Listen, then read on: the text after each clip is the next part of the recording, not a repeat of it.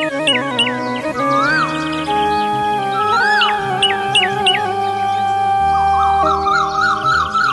गणपत भाऊ, अहो कुठं चालला एवढं घाई घाई नाही? हा, आणि एवढा कसला विचार करताय? काय नाही, कांद्या बियाण्याचे पैसे द्यायचे दुकानदाराचे. मग द्याल की, दुकानदार कुठं पळून चालले होय? हा, लय कांद्या बियाण्याचा पैसा आलेला दिसतोय. काय सांगू रामभाऊ, 3 वर्षात लय पीक केलंय पण सगळं फेल होत आहेत. सगळं म्हणजे? मी वापरतो ते कांदा बियाणं वापरा की, वरद शेठचं बाहुबली 101.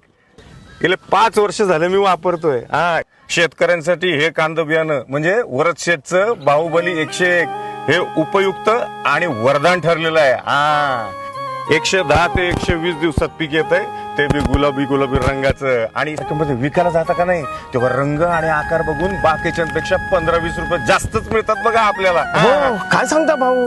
मग बघा की माझा ट्रॅक्टर कसा दनादन भरून चाललाय मार्केटमध्ये.